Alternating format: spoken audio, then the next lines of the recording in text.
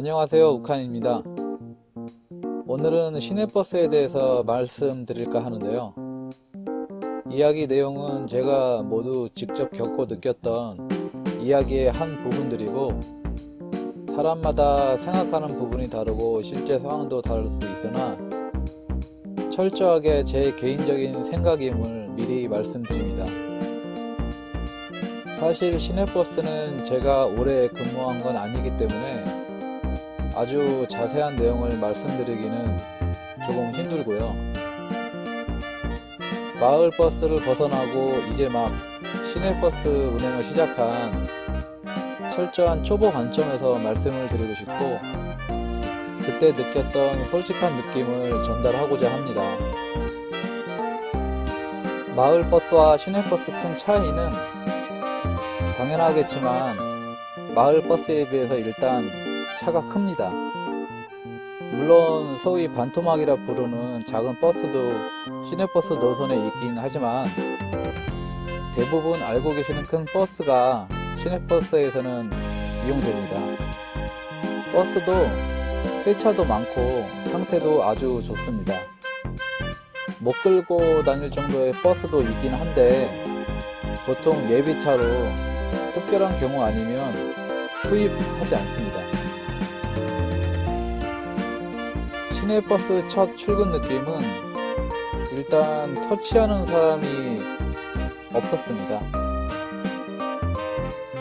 쓸데없이 가오잡고 무게 잡으면서 무풍지대 분위기 조성은 최소한 없었던 것 같습니다. 노선 견습 때도 마을버스 때와는 많이 다른 분위기였고 뭔가 프로페셔널한 느낌이었다고 할까요? 노선 견습만 전문적으로 하는 기사분이 계셔서 노선을 익히는데 아무런 문제가 없었습니다. 첫 출근 느낌은 마을버스 때와는 확실히 공기부터 다른 느낌을 받았습니다. 우선 시내버스는 기사분들이 아주 많습니다. 마을버스가 20명 정도의 인원으로 운영했다면 시내버스는 수백 명의 기사들이 있습니다. 당연히 서로 누가 누군지도 모르고 근무하다 눈에 익으면 그냥 우리 직원이구나 이 정도입니다. 시내버스는 노선별로 인원이 나뉘어져 있고 제가 일했던 노선은 홀수 짝수로 나누어져 있어서 격일제로 근무를 했습니다. 이후 불문하고 자기가 홀수면 홀수일만 일하고 짝수면 짝수일만 일했습니다. 당시에도 중공영, 공영 이런 회사들이 있었지만 그쪽에서 일할 짬밥이 아니기에 저는 생각도 못 해봤습니다. 사실 제가 일한 시내버스 회사를 택한 이유는 마을버스에서 만난 형님 친척분이 임원으로 있는 회사라고 소개를 받았고 비교적 편한 노선에서 일할 수 있게 도움을 주겠다고 해서 함께 입사했습니다. 나중에 사실을 알았는데 임원으로 친척이 있는 것도 아니고 그냥 건너 건너 아는 사람이었고 조금 편한 특정 노선으로 근무할 수 있게 도움을 주겠다는 언급조차 한 적이 없다고 이야기를 들었네요. 이유를 알 수 없는 구라에 이 회사를 택했고 이후 기사들 대부분이 입만 열면 구라구나 라고 확실하게 알게 해준 첫 사건이었습니다. 제가 일한 노선은 출퇴근 3분 배차, 평일 5분 배차였는데 정말 토 나옵니다. 그냥 앞에 차가 다음 정거장이 보입니다. 하루 종일 기차놀이 하는 거죠. 발끝에 힘을 조금만 줘도 그냥 앞차가 제 눈앞에 있습니다. 앞차와 거리가 너무 붙어 있으면 보통은 사무실에서 연락이 옵니다. 너무 붙었으니 간격 맞추라고 연락이 옵니다. 각 노선에는 팀장 기사가 있는데 정확하게 이 사람의 존재 이유를 모르겠습니다. 보통 팀장이라고 하면 제가 알기로는 팀원 고충 들어주고 업무적으로는 팀원들이 일하는 데 있어 불편한 점이나 개선할 점 등에 대해 회사에 보고하고 적극적으로 중간 역할을 해야 하는 것, 이렇게 알고 있는데, 그냥 회사 오래 다니는 사람 중 하나가 팀장이고 이것도 권력이라고 슬슬 사람 건드리기 시작합니다. 얼굴도 이름도 모르는 팀장과의 첫 만남은 전화통화였습니다. 이봐, 앞차랑 왜 그리 붙어? 다짜고짜 반말을 시전하길래 누구냐고 물어봤죠. 팀장인데 자네 신입인가? 왜 그리 앞에 붙어있나? 자네라는 언어를 구사하는 한국인과의 대화는 처음입니다. 앞에 차가 이상하게 잘 못 가고 뒤에 차들 붙어있길래 불가피하게 하다 보니 붙었는데요.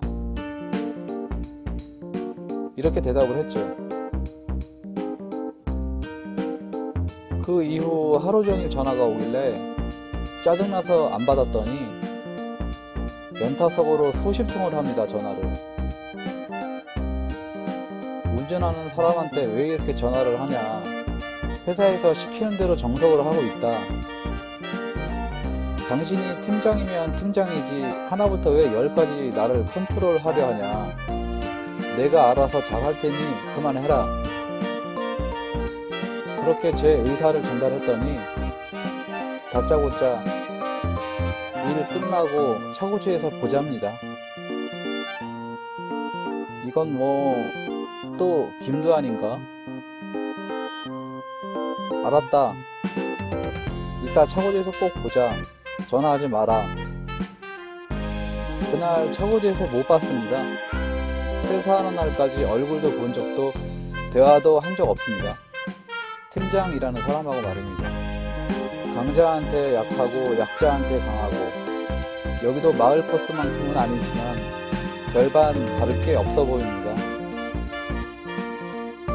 나중에 이유를 알았지만 결국 자기가 조금 일 편하게 하려고 하는데 내가 협조를 안 하니까 앞뒤에서 샌드위치 만들고 심리적인 압박을 주려고 그런 짓을 많이 한다고 합니다. 앞차가 의도적으로 안 가고 내 뒷차는 뒤에 붙어 있고 그 이유를 나에게 덮어 씌우는, 문제는 제가 워낙 초보여서 그 깊은 뜻조차 몰라서 압박을 전혀 받지 않았다는 거죠. 하루 18시간을 일하면서 유일하게 쉬는 시간이 점심시간 30분. 문제는 점심시간이 보통 12시에서 1시 사이에 차고지에 못 들어가는 배차인 경우인데 밥을 못 먹어요. 그냥 밥이 없습니다. 전체 4분의 1은 못 먹는다고 봐야 합니다. 식당이 아니고 밥차로 오기 때문에 방법이 없어서 빵으로 때웁니다.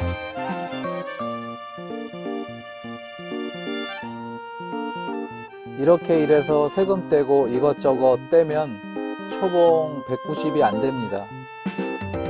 그래도 마을버스보다는 많네요.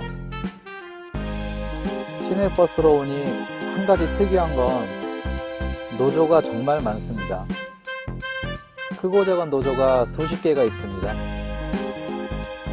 노조의 존재는 다 아시겠지만 문제는 이 노조의 입김이 생각보다 큽니다. 그래서 자기 쪽 사람 만들려고 작업 아닌 작업을 합니다. 인원이 많아야 자기들 힘이 더 커지니까요. 노조의 입김이 가장 흔하게 이용되는 건 조금 편한 노선으로의 이동, 노조 간부 등의 입김으로 이동되는 경우가 많고, 그 방법은 친분인 경우가 많습니다. 술 한잔의 청탁도 비일비재합니다. 정직하게 성실함으로 승부하려면 그냥 힘든 노선에서 붙박이 고정입니다. 그게 현실입니다.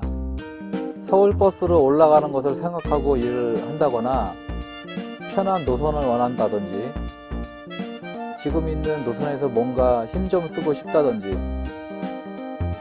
무언가 노조를 통해 얻고자 하는 바람이 있다면 역으로 그들과 어울려야 하는데 그들에게 이용만 당하는 경우가 많죠. 보통은 술로 시작해서 술로 끝나죠. 속된 말로 노조 쪽 사람이라고 어깨에 힘주고 무슨 큰 벼슬인 양 착각하고 돌아다니면서 양아치 짓하고 다니는 사람들 생각보다 많습니다. 실상은 그냥 자기도 기사인 걸 망각한 채 말입니다. 분위기가 이렇다 보니 철저하게 출근해서 퇴근만 하는 사람과 낄 때 안 낄 때 어딘가 모르게 부선하게 움직이는 사람 두 부류로 나뉘는 것 같고요.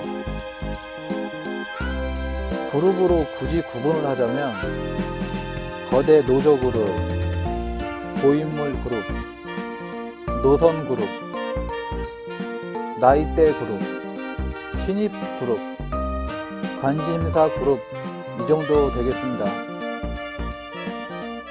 특별한 그룹으로는 본사 지인 및 친인척 그룹 정도 되겠습니다. 특이사항으로는 그룹원을 건드리면 파티로 몰려옵니다.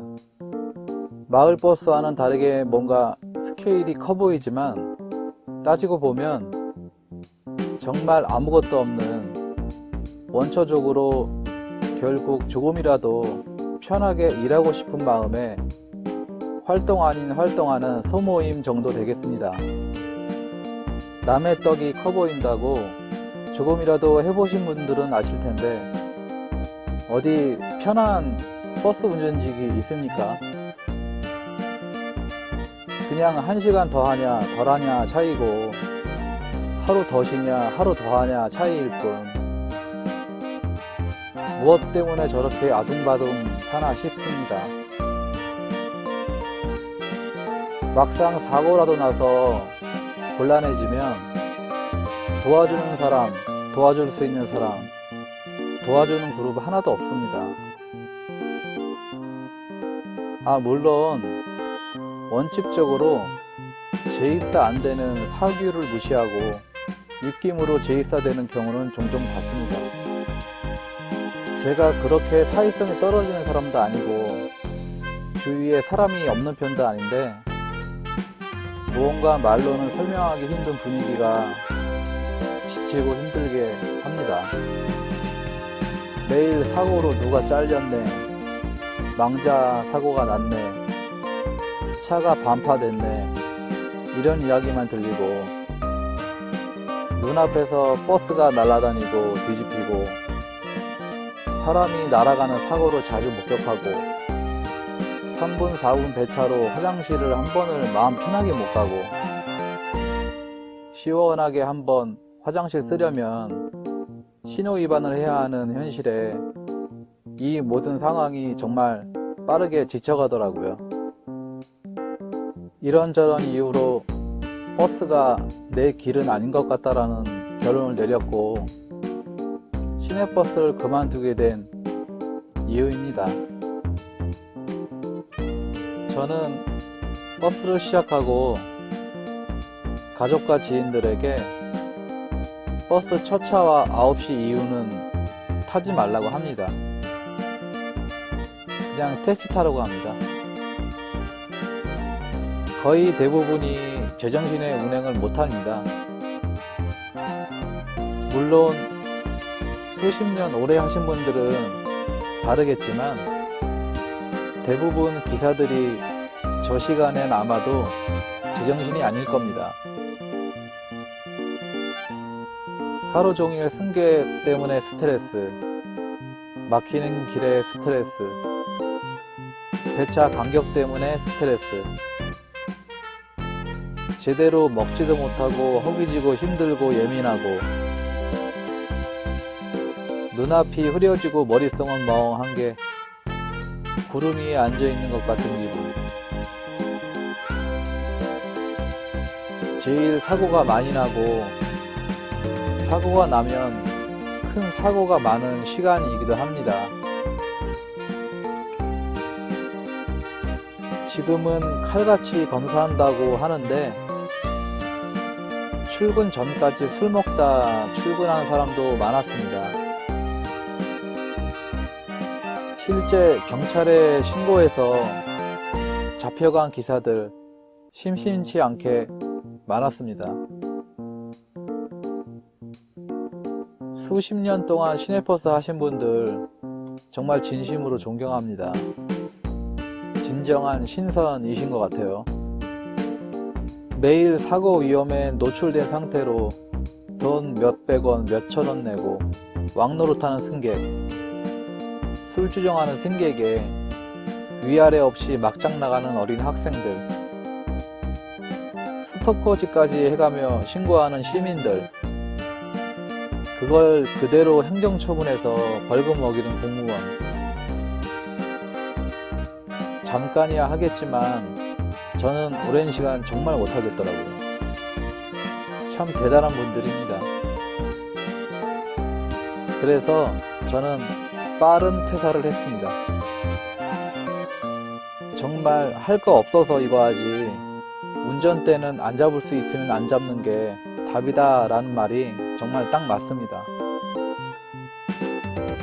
끝으로 하고 싶은 말이 있는데요.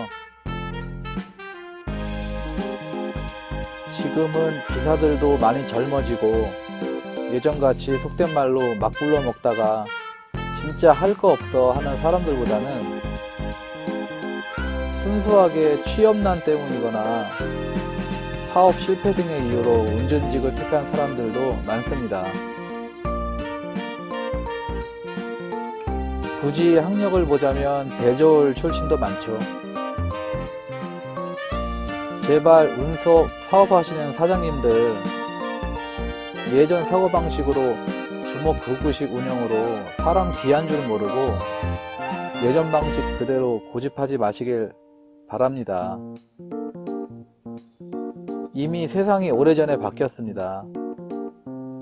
고기도 먹어본 사람이 먹고 서비스도 받아본 사람이 할 줄 압니다. 사장님이 지금 막대하는 사람들이 예전에 비해 얼마나 고급 인력인지, 그런 사람들을 어떻게 대하는지 생각해 보시고 그들의 소리에 귀 기울여 주셨으면 좋겠어요. 사무실에 앉아서 구닥다리 탁상 공론만 하고 있는 오래된 고인물보다 많이 배우고 똑똑한 기사들이 널리고 널려 있다는 점 아셨으면 좋겠습니다. 시내버스 이야기는 여기까지입니다.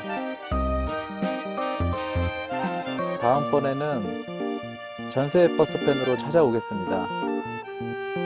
지금까지 우칸이었습니다. 감사합니다.